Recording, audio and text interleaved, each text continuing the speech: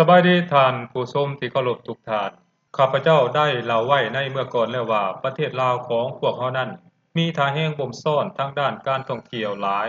บ่ว่าจะเป็นการท่องเที่ยวทางด้านวัฒนธรรมการท่องเที่ยวทางด้านประวัติศาสตร์และการท่องเที่ยวทางด้านธรรมชาติ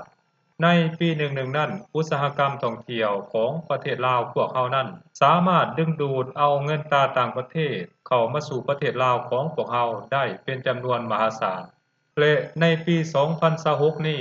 ประเทศลาวของพวกเราก็ถูกยกให้เป็นที่หนึ่งจุดหมายปลายทางการเดินทางท่องเที่ยวของนักท่องเที่ยวจากทั่วโลกและจะเห็นได้ว่ามาฮอดเวลานี้ประเทศลาวของพวกเราแม้นได้รับการยอมรับและรับรู้จากสากลหรือว่านานาชาติหลายขึ้นเป็นหยังนักท่องเที่ยวจากทั่วทุกมุมโลกจึงต้องยกให้ประเทศลาวเป็นที่หนึ่งของจุดหมายปลายทางการเดินทางท่องเที่ยวในปี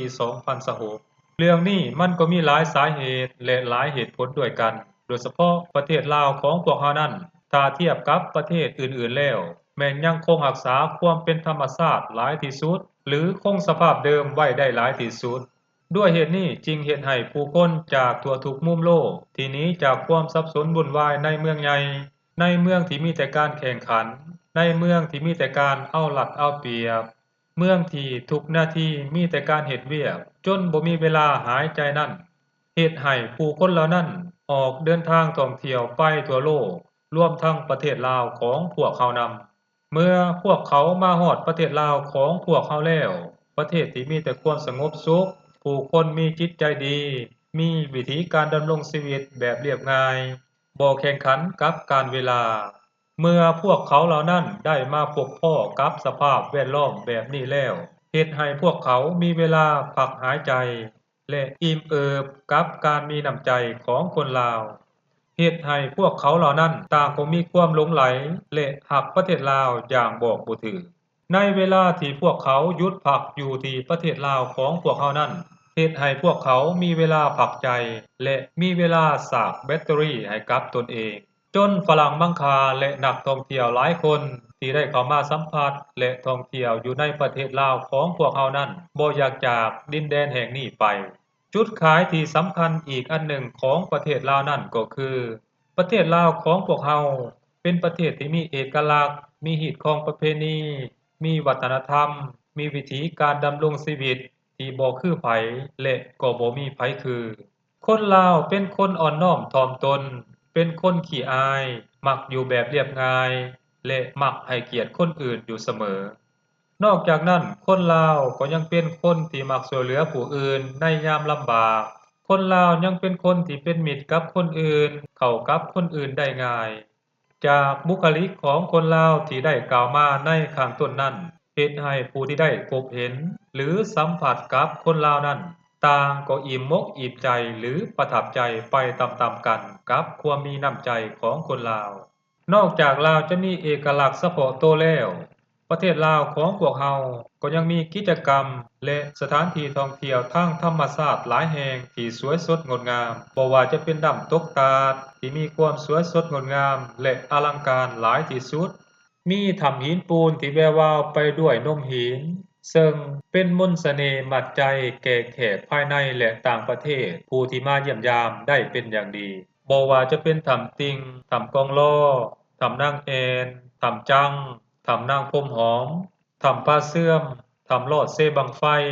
ถ้ำพวกนี้แม้นมีความสวยสดงดงามหลายเมื่อผ่านเข้าไปในบริเวณถ้ำแล้วเหมือนกับเข้าไปเยี่ยมยามอีกมิติหนึ่งของโลกก็ว่าได้โดยเฉพาะแม่นถ้ำพระเสื่อมเป็นต้น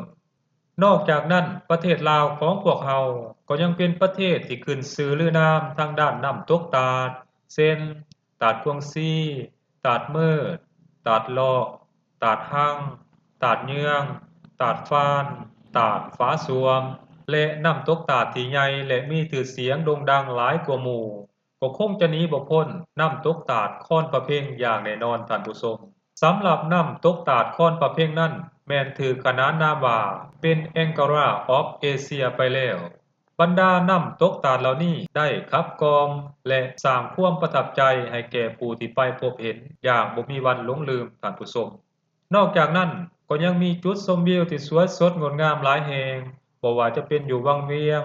เมืองอ้อยจอมพูสีหลวงพระบางและจุดชมวิวอื่นๆเมื่อนักท่องเที่ยวได้ขึ้นไปสัมผัสกับจุดชมวิวเหล่านี้แล้วต่างก็รู้สึกตัวลอยบ่ต่างหยังกับงิ้วที่ลอยขึ้นไปในอากาศดีๆนี่เองท่านผู้ชม